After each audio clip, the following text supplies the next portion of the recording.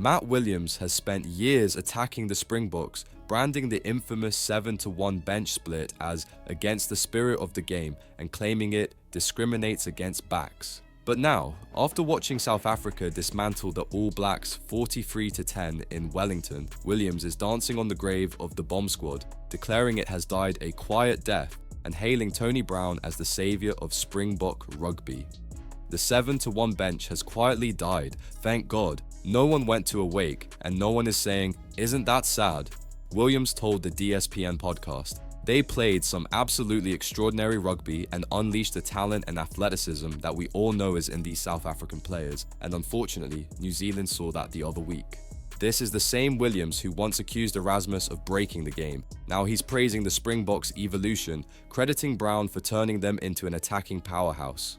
"I think this championship has really delivered. It's been fabulous rugby," Williams said. "The greatest change and the real evolution and growth in the game, which is hugely positive, is the way the South Africans are playing." But make no mistake, his praise comes with a heavy dose of hypocrisy. Williams claims South Africa were the ones who dragged world rugby into the dark ages. I've seen too many evolutions of this. You got the yin and yang in the game, you got defense and attack, and since the South Africans went to the 7-1 bench, the defense has overridden the attack because you scrum, kick to the corner, maul and score. Hookers are now 3 times more likely to score tries off mauls than outside centres are to score in international rugby. That's terrible, that's disastrous for our game. We want to see our backs scoring tries. And yet, when those same Springboks unleashed RG Snyman, Siya Kolisi and Cheslin Colby to shred New Zealand's defence, Williams suddenly called it a triumph of attacking rugby. Tony Brown is a fabulous coach, and what a great influence he's been on the South Africans to get them to start playing this type of rugby, Williams insisted.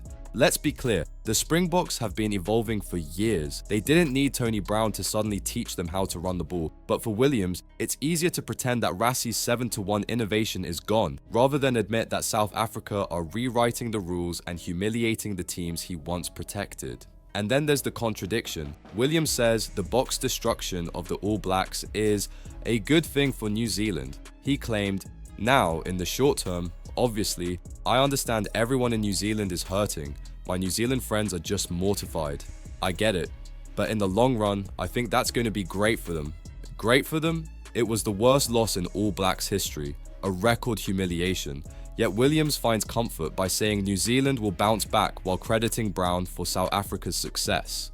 This is the hypocrisy of world rugby punditry. When the Boks dominate through brute force, they're condemned. When they dominate with running rugby, they're credited to an outsider. Either way, Erasmus never gets the recognition. So here's the real controversy. Has the 7-1 bench really died, or is Williams simply rewriting the story to avoid admitting that Rassie's innovation changed the game forever? What do you think? Is this South Africa's natural evolution under Erasmus, or is Tony Brown being given too much credit for a revolution the Boks already started? Drop your thoughts below and subscribe to Green and Gold Army News for more unfiltered rugby debate.